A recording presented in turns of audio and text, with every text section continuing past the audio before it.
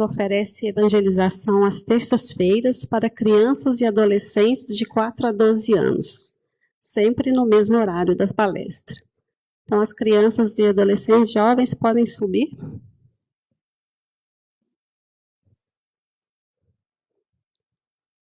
Quem tiver filho em casa e queira estar trazendo para estar participando dessa evangelização, eles ficam numa sala à parte, recebendo os ensinamentos do Evangelho de acordo com a idade deles. Então, sintam-se à vontade em trazer seus filhos.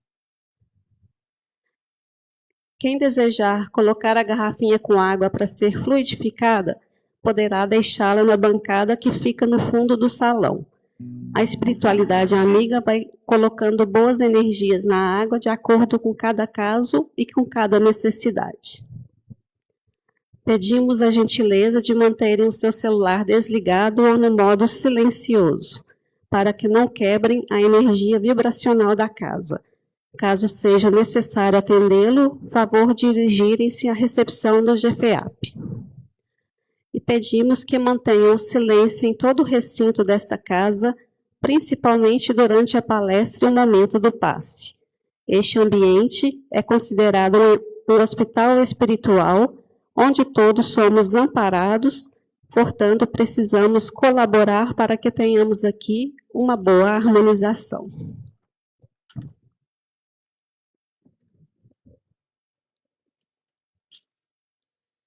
Estamos fazendo a campanha para ajudarmos as famílias carentes assistidas pela nossa casa. Neste mês, estamos precisando de pó de café, açúcar, sal e itens de higiene pessoal. As doações podem ser entregues aqui no GFEAP às segundas, terças, quintas, sábados ou domingos, no horário de 19 às 20 horas. A caridade é um amor em ação. Contamos com vocês e desde já agradecemos. Eu convido a todos para fazer a prece. Quem quiser fechar os olhos, sintam-se à vontade. E vamos, neste momento, elevar os pensamentos ao alto, ao nosso Mestre Jesus, aos mentores da Casa Antônio de Pádua, pedindo o amparo e a proteção para darmos início aos trabalhos dessa noite. Que todos possam sair dessa casa com o coração cheio de alegria, de harmonia e paz, e que possamos levar até nossos lares todos os ensinamentos aqui adquiridos. Que as boas energias que vão ser formadas neste ambiente, que já estão formadas neste ambiente, possam ser direcionadas a todas as pessoas que estão com a necessidade de receber essas energias, que estão passando por algum momento difícil, que possam sentir neste momento esse acolhimento. Muito obrigado, mestre, que assim seja. Nosso tema da noite, tristeza, e eu passo a palavra ao Arlen.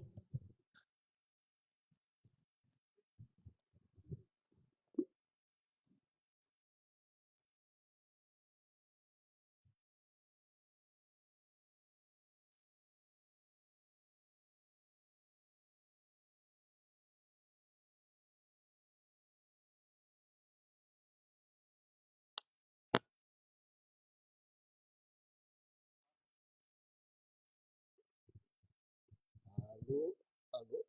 Não, tá batendo aí. Alô, deu volume. Alô, alô. 1, 2, 3, som. Testando. Boa noite a todos. Apareceu o barulho lá, não apareceu? Estamos nós juntos novamente nessa Santa Casa Santa, né? E nós possamos ser abençoados pelo alto e conseguir uma interação aqui que nos engrandeça.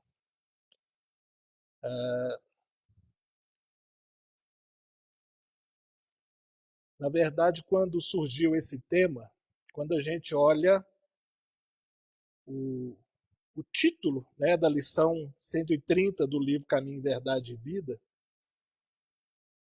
vem na nossa mente uma primeira ideia, e Emmanuel, no Caminho, Verdade e Vida, ele sempre nos surpreende. Porque, embora venha uma primeira ideia, depois a gente modifica um pouco essa percepção. É muito interessante, e eu gosto sempre dessas lições que Emmanuel traz e as reflexões, principalmente trazendo um contexto de atualidade, né? E é sempre muito atual. Esse livro foi publicado ali pela década de 50, então já tem mais de 70 anos aí, e é atualíssimo. E, como toda lição de Emmanuel nessa série Fonte Viva, né, livro Caminho, Verdade e Vida, faz parte da série Fonte Viva.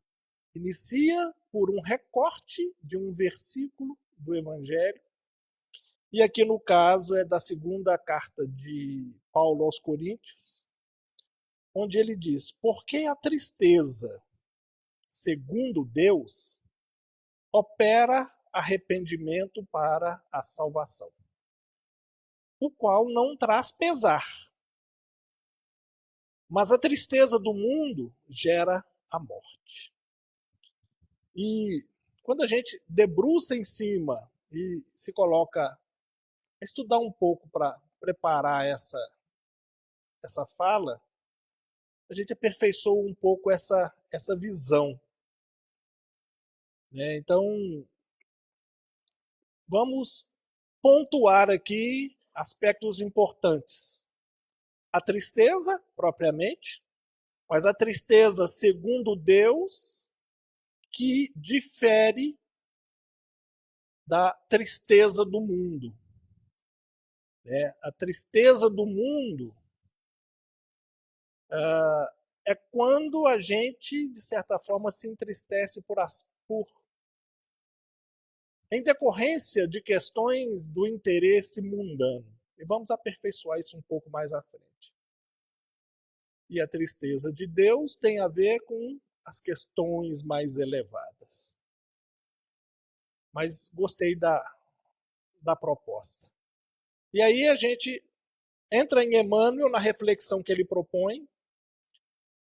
E ele quem diz: conforme observamos na advertência de Paulo, há uma tristeza segundo Deus e outra segundo a terra, segundo o mundo.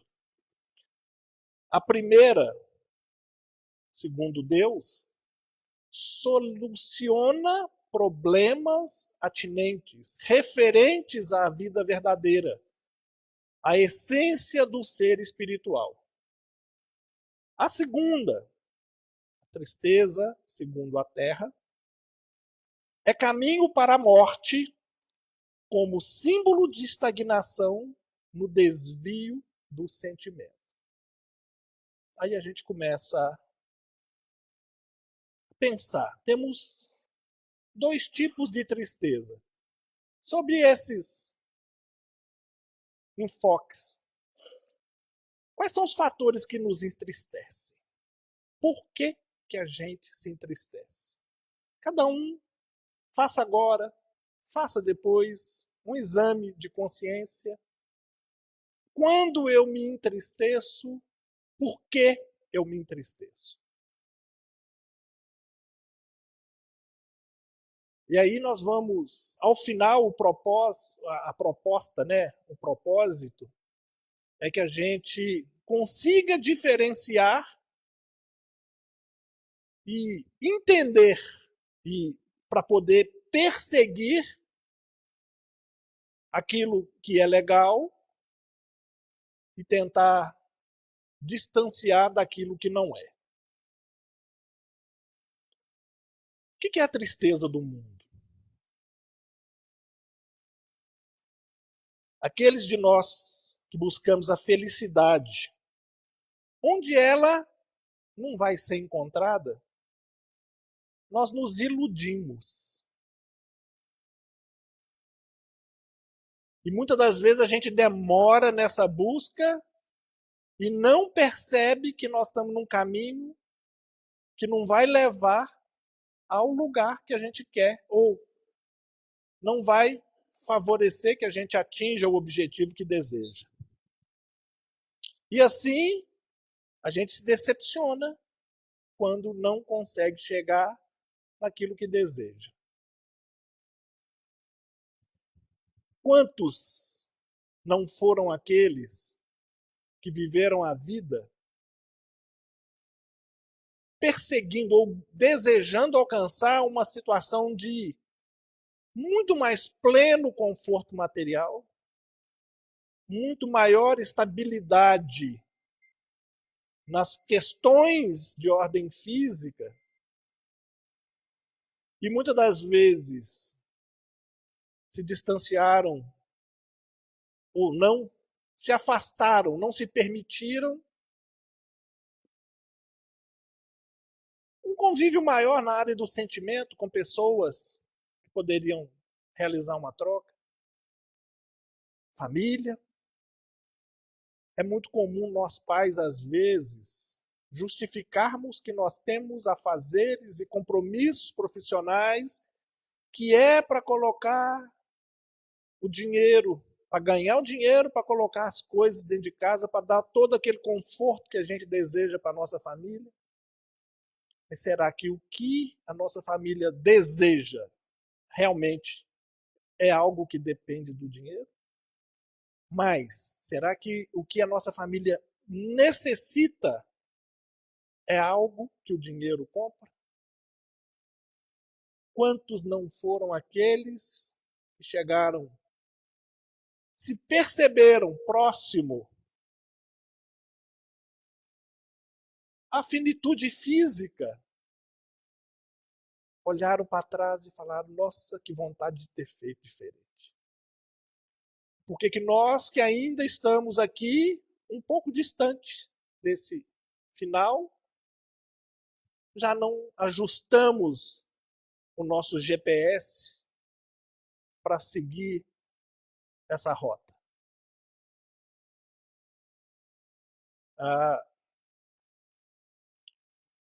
O que é do mundo, o que é de Deus. Nós precisamos saber diferenciar. E quando não encontramos, depois de buscar por um longo tempo, a gente vai ver que não conquistou o que queria e deixou de ter aquilo que podia. E Paulo diz que a tristeza do mundo é caminho para a morte. E diz também que representa estagnação, desvio do sentimento. Quando a gente entra na estagnação, a gente simplesmente não parou.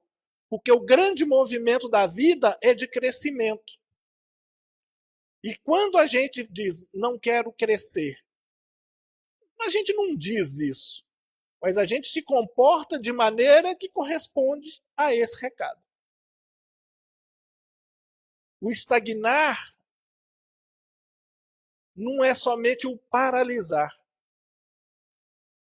É andar para trás. Porque os demais continuam crescendo e a gente vai defasando. Agora, quando se fala de vida na experiência encarnatória, a gente precisa lembrar: cada um de nós tem um propósito, pelo menos um. A gente pode chamar de missão. Não uma grande missão, não uma missão como a do Chico, do Divaldo, mas todos nós nascemos com uma determinada missão a cumprir. Seja a nível familiar próximo, às vezes a nível de comunidade. Nada assim muito grandioso. Mas se eu, como pai de família, adotar uma conduta de respeito familiar, de boa condução dos meus filhos no processo da educação para a vida, de respeito em relação à minha esposa. Na verdade, eu não estou fazendo nada mais do que a minha obrigação. Mas eu estou cumprindo a missão que, de certa forma, foi abraçada por mim lá no meu planejamento reencarnatório. E se de repente eu desvirtuei o planejamento e vim com a programação de me casar com uma pessoa e me casei com outra, assim como no GPS corrige a rota, planejamento reencarnatório também é feito um ajuste. Tem nada perdido. Então, a gente precisa entender que não existe fatalismo, não existe determinismo.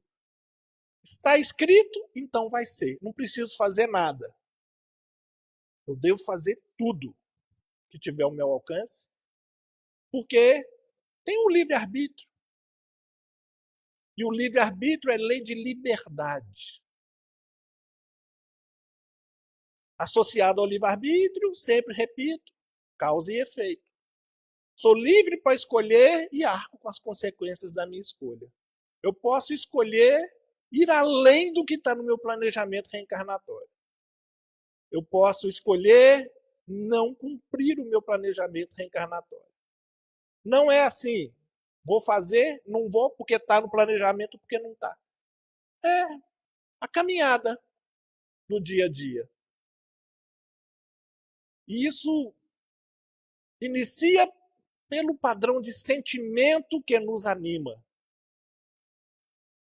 Passa pelo padrão de pensamento que esse sentimento provoca. E aí entra uma força mental que direciona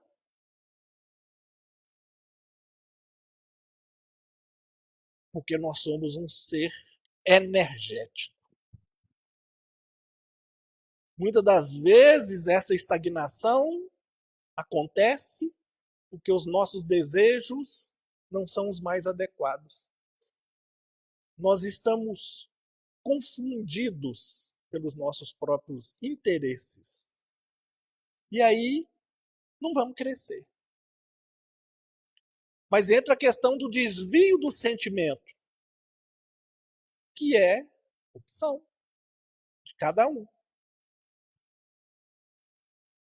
Se nós fomos colocados na experiência material para algo realizar, e nós trazemos conosco a herança daquilo que nós mesmos criamos no passado, essa herança se expressa inicialmente pelo padrão de sentimento que nos anima. E se nós temos a oportunidade de conhecer a informação que o Espiritismo nos dá, ou se a gente tem a oportunidade de chegar a conhecer o Evangelho, que está ali, Jesus, na veia, nós precisamos entender que depende de nós fazer a correção de rumo, estimular comportamentos que sejam condizentes com a proposta de Jesus e abafar aqueles comportamentos que o nosso sentimento grita muitas das vezes que não correspondem ao que Jesus propôs para nós. Porém, a tristeza segundo Deus, que está colocado, é a que soluciona problemas referentes à vida verdadeira, do ser espiritual que nós somos. Ela vai resultar do que nós nos dispusermos a nos privar daquilo que não devemos, a renunciar, a fazer o sacrifício possível, porque nós não somos um. um boi que deve estourar quando a manada estoura. E principalmente porque através da mensagem de Jesus que toca o nosso coração, nós vamos entender que isso é interessante quando a gente enxerga o futuro. Para além dos limites da existência física. Muita gente considera virtudes a lamentação incessante e o tédio continuado. Considerar isso virtude se dedica somente a lamentar, a reclamar. É murrinhento. Para tudo. E tem gente que é assim. Eu conheço, vocês devem conhecer. Por favor, os que vocês conhecem, se for eu, não se manifeste. Tem gente que resolve tudo, mas primeiro reclama. Tem gente que é muito bom de solução, mas quando surge um problema, primeiro tem que reclamar. Para quê? Reclamar ajuda a resolver? E tem gente que desmancha a rodinha, né? Chegar perto da pessoa é se magnetizar de uma carga negativa. Tem um ditado popular aí, né? Uma coisa meio... Tem gente que acha bonito ser feio, né? Para que a gente precisa se permitir um comportamento que a gente sabe que não ajuda, que a gente também sabe que piora, se a gente já sabe, para quê? Tudo que pensamos, tudo que falamos sai impregnado por um padrão energético. Somos usina geradora de energia. E isso que a gente emite, irradia, vai para o ambiente. E o ambiente tem tudo. E com isso a gente recolhe do ambiente energia de padrão correspondente a esse que a gente emite. Paulo também não disse a cada um segundo as suas obras, a cada um segundo as suas escolhas. A cada um conforme o seu estado íntimo. Tem muita energia boa nos circundando, mas se a gente só emite energia de baixo padrão, a boa passa. A gente recolhe lixo do ambiente que nos circunda. Somos geradores e receptores. E essa energia que a gente recebe de volta é como a gente mergulhar naquele montão de lixo. Só que a gente não percebe que é isso. Mas é. Quando a gente é capaz de identificar em nós esses comportamentos inadequados, e aí vale a dica de Santo Agostinho que está no Evangelho segundo o Espiritismo. A cada dia faça o seu exame de consciência. Ao final do dia, repasse mentalmente todas aquelas situações que você vivenciou, desde o amanhecer até o anoitecer, e tire as suas próprias conclusões para conhecer-se a si mesmo. Samuel Gomes, um palestrante de Belo Horizonte, que já falou muito para nós aqui, vi isso num blog dele há uns anos atrás. Ele simplifica. Vamos avaliar o nosso dia. Foi bom, foi regular ou foi ruim? Isso é fácil para a gente no final do dia, porque às vezes a gente pode falar, não consigo lembrar de tudo o que aconteceu. Se a gente quiser, até consegue, mas vamos lá, é mais difícil. Nós estamos vivendo uma síndrome do esquecimento, né? Como foi meu dia hoje, terça-feira, dia 3 de setembro? De manhã, almoço, à tarde, agora à noite. Foi bom? Foi regular? ou foi ruim? E a dica que ele dá é que ele percebeu, quando começou a fazer esse exercício, que ele tinha alguns dias bons, muitos dias regulares e um grande número de dias ruins. E na medida em que sabia, durante o dia, na hora que as coisas aconteciam, que à noite ele teria que fazer essa avaliação, ele começava a modificar comportamentos. E com o passar do tempo, diminuíram-se os dias ruins, aumentaram-se os dias bons. Um exercício simples. Porque não é o mundo que conspira contra mim, não são as pessoas que eu tenho que tolerar, que são as mais atrapalhadas. Cada um de nós tem ao nosso dispor aquilo de que a gente necessita. Aquilo que é capaz de ajudar no processo do crescimento, do despertamento. E às vezes tem que dar aquele chacoalhão para que a gente desperte. E tem vezes que nem assim acontece. Tudo só vai acontecer se tiver esforço e vontade da nossa parte. Sem isso, eu, por exemplo, estou no propósito de emagrecer. Fiquei sabendo que preto emagrece, já vestiu preto. Para mim falar, não estou magrinho aqui. Propósito, vontade. Encontramos os tristes pela ausência de dinheiro adequado aos excessos. Aqueles que se entristecem porque não têm recursos suficientes para atender todos os seus despropósitos. E eu conto caso genérico.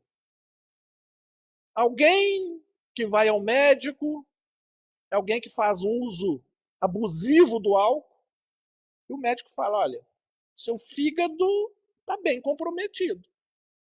Se você quer viver, para de beber e vão tratar.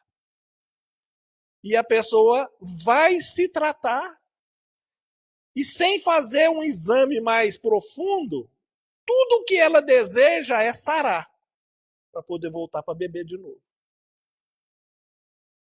E Jesus, nos processos das curas que ele realizou, ele sempre dizia, não fui eu que te curei, a sua fé te curou. E ele ainda recomendava, não peques mais. Para quem abusa de alguma coisa que o leva ao adoecimento, o pecado é o excesso, é o abuso. Mas a gente vive uma vida que a gente quer se iludir. Né? Vemos os torturados que se lastimam pela impossibilidade de praticar o mal.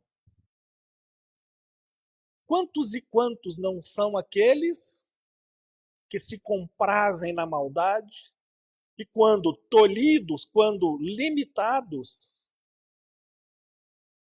ficam insanos, porque tem alguém que lhe está prejudicando para que realizem aquilo que é o seu desejo. Ouvimos os viciados na queixa doentia, incapazes do prazer de servir sem aguilhões. Aguilhão é aquilo que estimula. Muitas das vezes não é um estímulo muito confortável. Uma vara de ferrão é um estímulo, mas dói. E muitas das vezes esses estímulos dos aguilhões são desconfortáveis.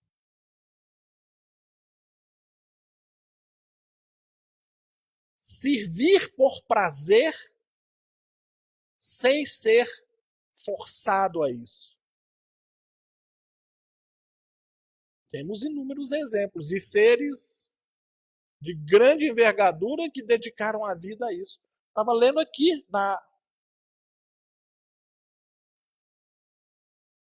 lombada e na capa do livro que eu estou em mãos aqui, a história do Chico, que todo mundo conhece bem, uma vida dedicada.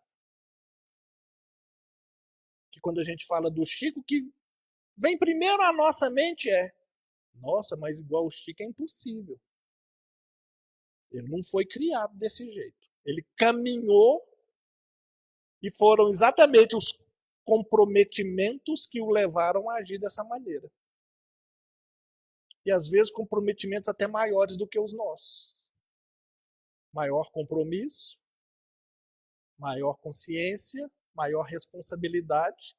Se a resposta vier na correspondência, maior resultado.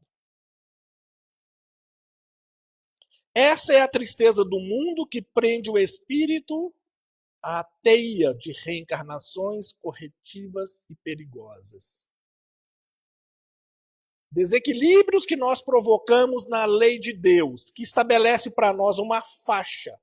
Nós podemos caminhar dentro dessa faixa. Quando a gente ultrapassa a faixa para um lado ou para o outro, nós desequilibramos a lei de Deus. E aí nós temos que entender que o que acontece conosco não é castigo. É um mecanismo que a própria lei divina estabelece para que a gente retorne o equilíbrio daquilo que a gente desequilibrou. Porque muitas das vezes a gente desequilibra alguém, mas no processo do nosso desequilíbrio também. E é bonito a gente ver como as teias, a rede que nos envolve a todos, nesse processo maravilhoso de reencarnação, coloca do nosso lado quem tem que estar do nosso lado. Isso é maravilhoso. Senão a gente vai ficar repetindo reencarnações e não vai nos ser dada essa possibilidade. Sempre tentando e nunca conseguindo. Sempre tentando e nunca conseguindo. Aí a gente está estagnado e os outros estão evoluindo.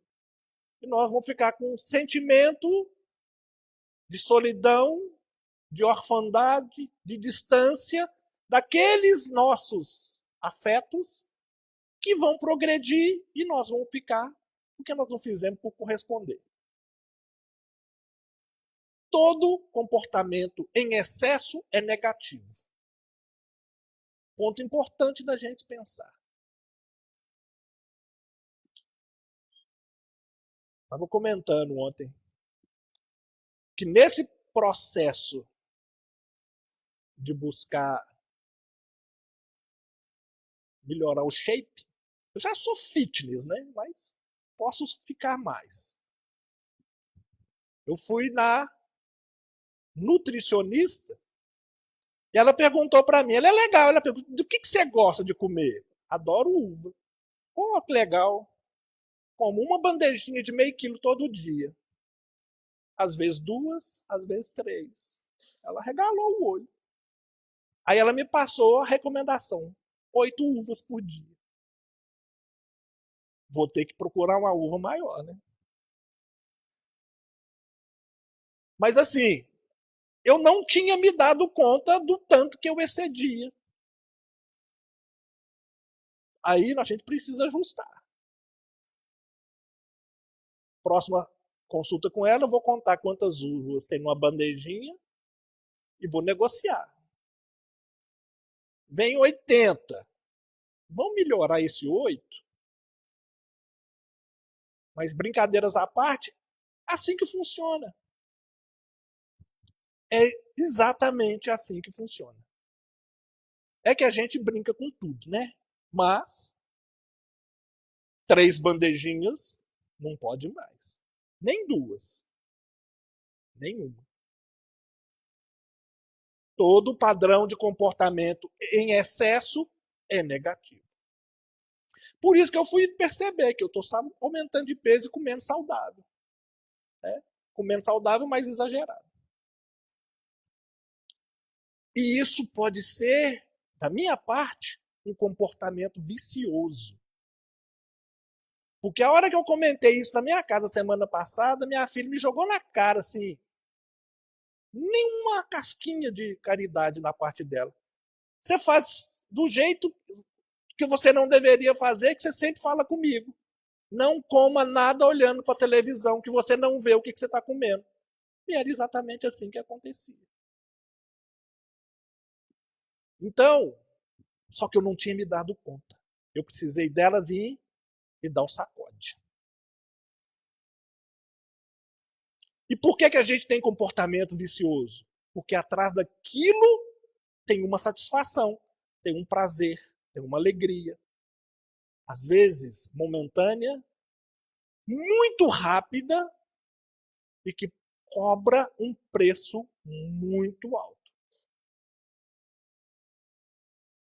Uma vez eu fui falar para a mocidade aqui sobre droga, há muitos anos. Me preparei e tal, fiz um estudo, e na hora que eu cheguei diante deles, me veio um flash assim, e eu perguntei, por que as pessoas usam droga? Ah, não, droga é ruim, droga faz mal, droga adoece, droga degenera a pessoa, afasta da família. As pessoas usam droga porque droga é bom. Dá um prazer para eles. Na hora, momentâneo, instantâneo muitas das vezes, e aí paga todo aquele preço que tem que pagar, mas a ilusão é que atrás do uso da droga vem um certo prazer. O que a gente precisa é fazer o balanço. O preço que eu pago vale a pena pelo prazer que me dá? Qualquer comportamento vicioso vai entrar nisso aí. Da droga, a bebida, ao cigarro, sexo em desequilíbrio, o vício de falar da vida dos outros, até o vício de comer uva em quantidade absurda. E a gente se dedica, se entrega, por quê? Acha que é bom. Acha que está sendo legal. Estou me ajustando com as uvas, estou comendo 12 de cada vez. Vou diminuir a quantidade de vezes por dia, porque eu sei que atrás disso aí tem uma inteligência. Não posso ficar viciado e criar uma dependência com uva, né? E aqueles de nós que xingamos por qualquer coisa? Que eu falei, qualquer situação anormal que surge, e a vida é de anormalidade, graças a Deus, porque se fosse rotina, nós não íamos dar conta. Tudo certinho, tudo planejadinho, nenhum imprevisto. Que saco ia ser uma vida dessa. Ainda bem que o carro de vez em quando fura o pneu, acende uma luz no painel, a gente perde a chave e está atrasado. Isso acontecia comigo direto nos dias de palestra, quando eu imprimia, né, o meu roteirinho aqui para seguir. Na hora de eu sair ali, já estou atrasado, a comunicação do computador com a impressora não funciona, você fica para arrancar os cabelos. Aprende, não deixa para a última hora, antecipa, para você ter tempo.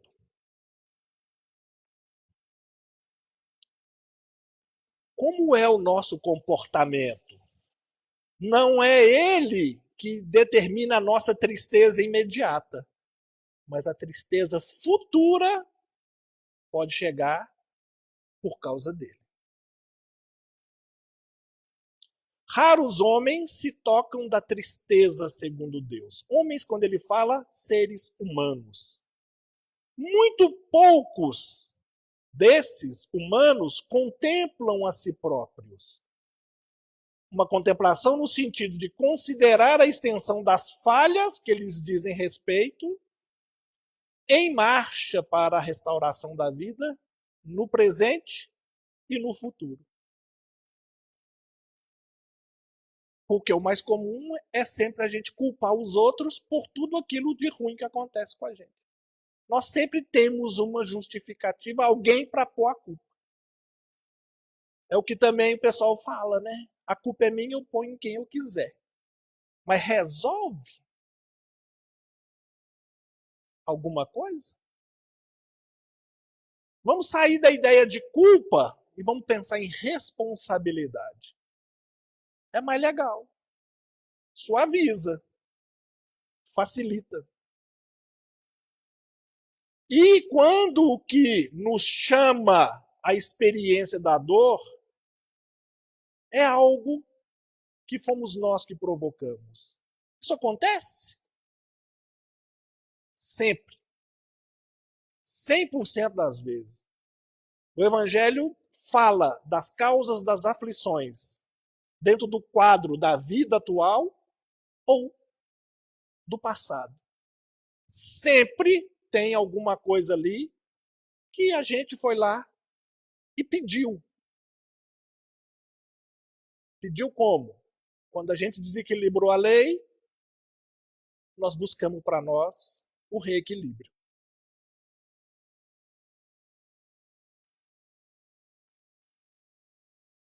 %100%. Porque tem um ditado que nós espíritas repetimos muito: ninguém sofre inocente. E se tem alguma coisa levando alguém a passar por uma dor, se for investigar, vai achar algo no passado. E nós não temos que investigar, porque o propósito é lícito que a gente faça tudo o que for possível, ilícito e não. Ilícito não. Vamos corrigir aqui a pronúncia. É lícito que nós façamos tudo que for possível e, 1, 2, 3, lícito, para a gente se livrar de dores, de incômodos. Não há problema, desde que a gente não faça nada ilícito, nada que não deva. Esse é o barato da vida, da experiência, da vivência das coisas. Tudo nós podemos, desde que seja conveniente.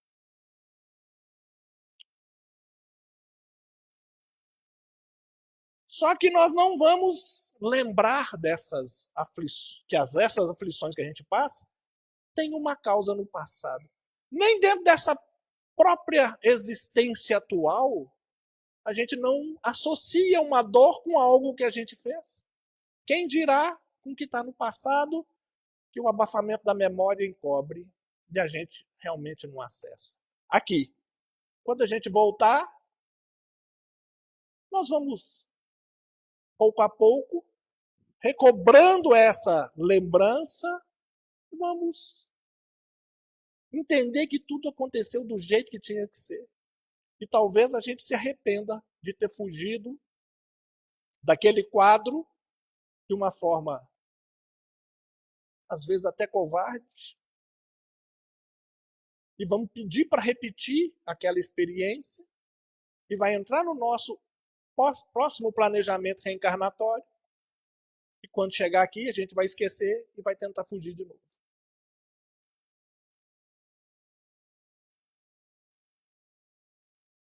Quem avança por esse caminho redentor, se chora, jamais atinge o plano do soluço enfermiço e da inutilidade, porque sabe reajustar-se, valendo-se do tempo, a golpes benditos de esforço para as novas edificações do destino.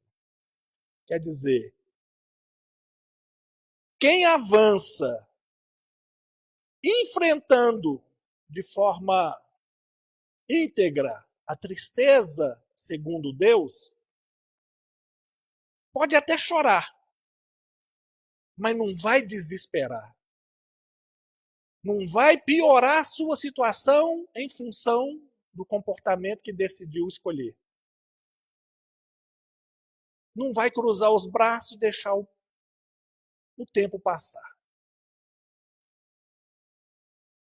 Tudo é reajuste.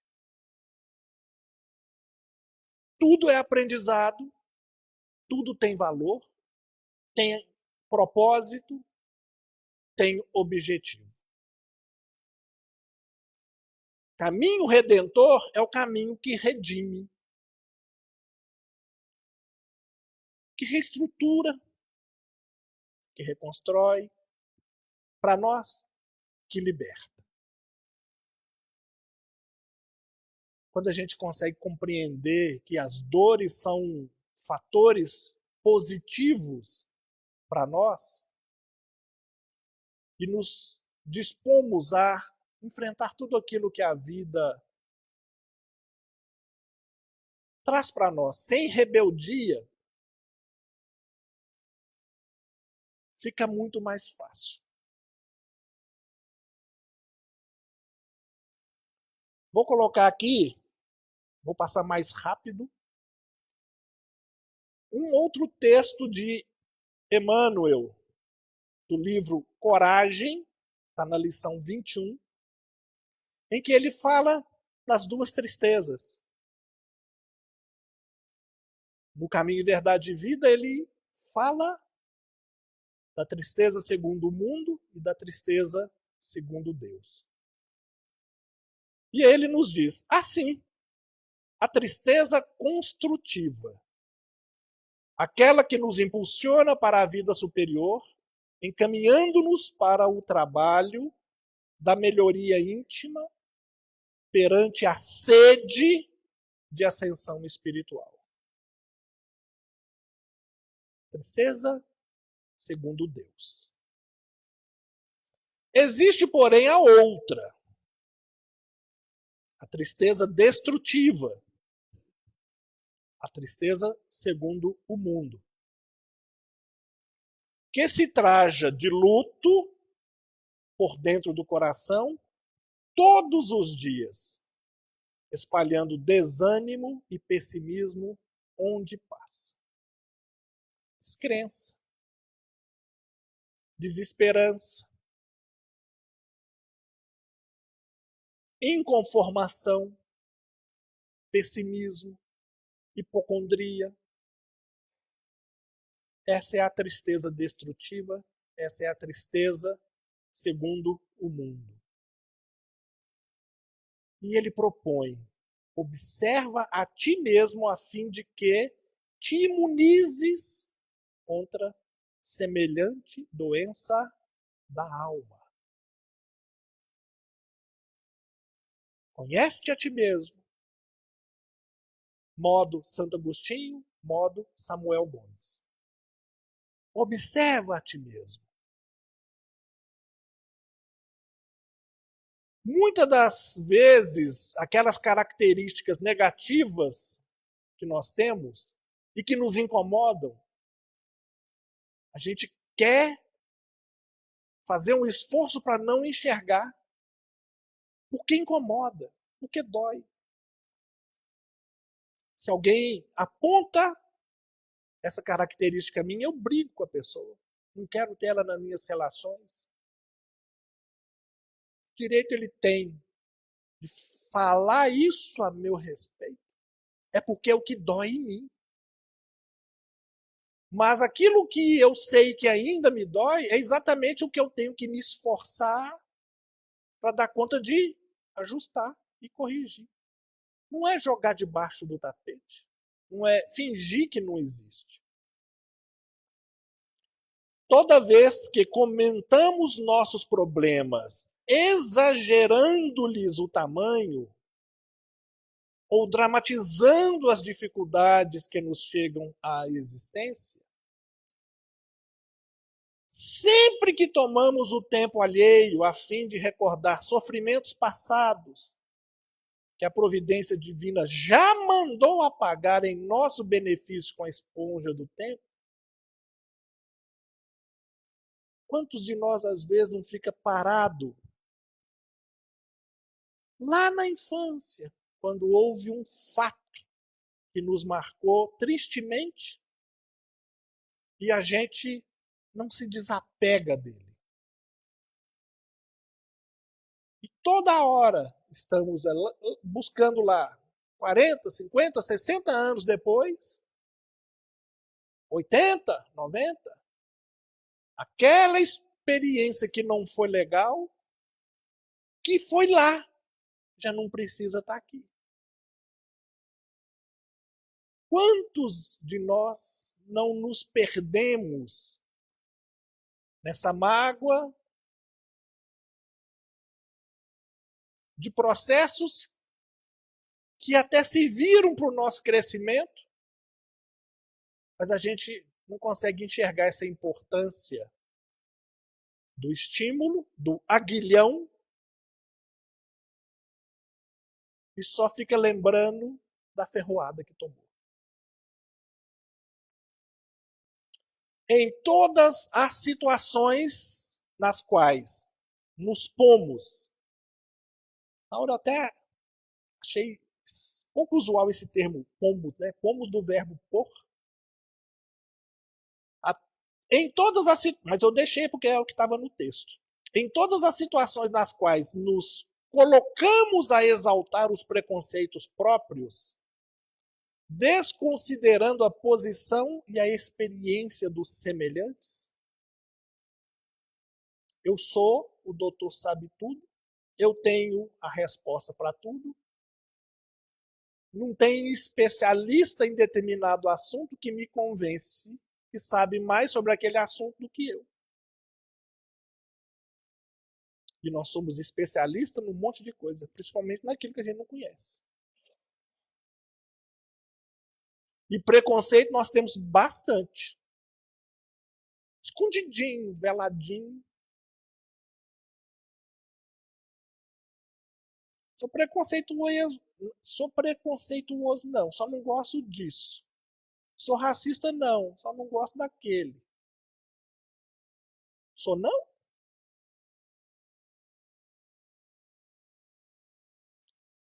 E na generalidade dos casos em que nos pusermos a lamentar dissidências e desacordos, contendas e mágoas.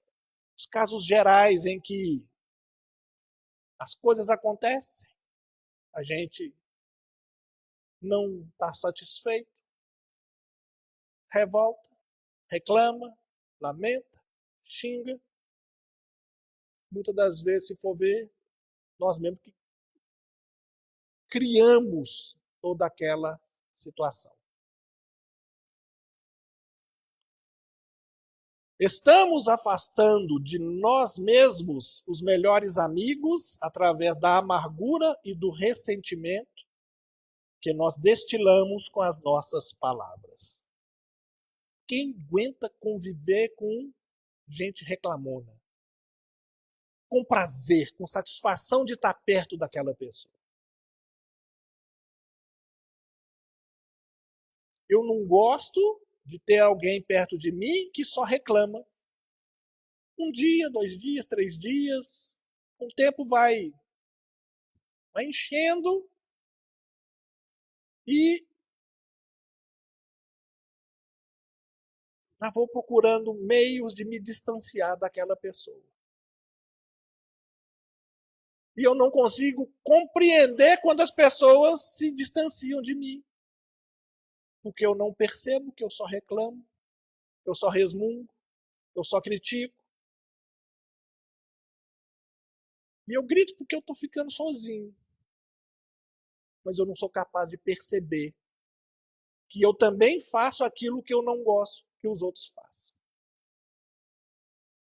Amargura, ressentimento. E muitas das vezes isso vai nas palavras colocadas de uma forma muito sutil, trabalhada, até para não chocar.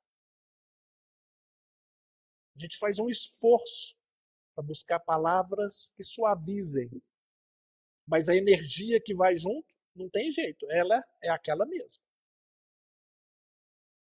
Das piores. Naturalmente cautelosos, esses companheiros preferem distância à partilha indébita, indevida de nossas aversões e frustrações, antagonismos e queixas. Embora, sempre que generosos e leais eles sejam, estarão claramente dispostos a apoiar-nos na restauração da própria harmonia. Está falando de nós, os reclamões, os lamurientos, aqueles companheiros que não gostam disso, mantêm uma certa distância.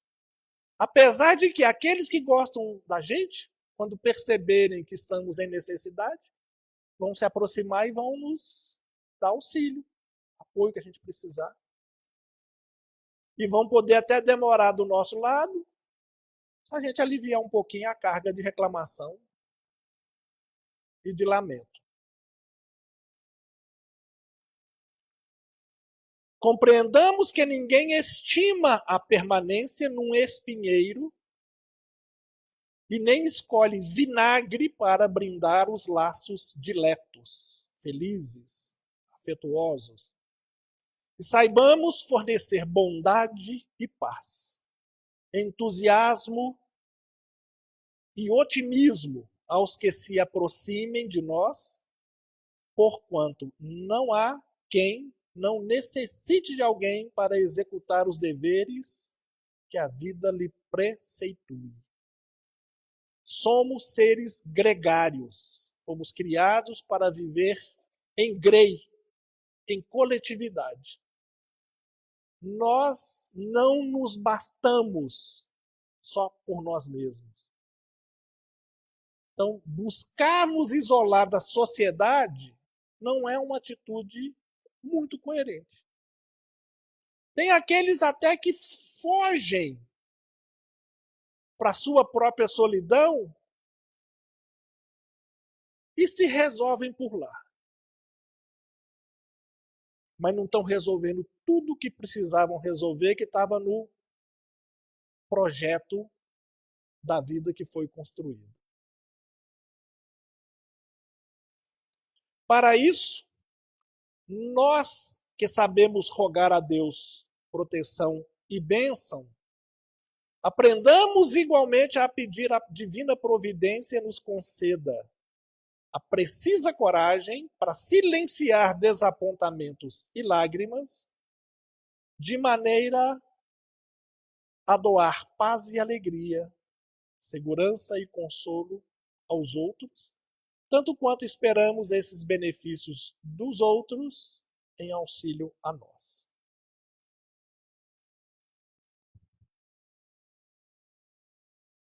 Uns auxiliando aos outros naquilo que o que precisa necessita e o que pode ajudar tem a oferecer.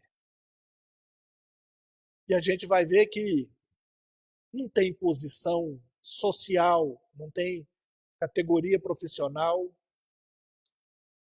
que segundo o olhar de Deus, seja mais ou seja menos. Se nós vivêssemos numa sociedade, vou dar um exemplo de uma profissão que na minha cabeça é só de gênio. Se todos nós, se a sociedade fosse formada somente por neurocirurgiões, ela duraria bem pouco tempo. Se não tivesse o gari para recolher o lixo, a doença tomaria conta e todos morreríamos. Agradeço a vocês pela paciência comigo. Que a gente tenha uma ótima semana. Mês que vem a gente se encontra aqui novamente, se Deus quiser.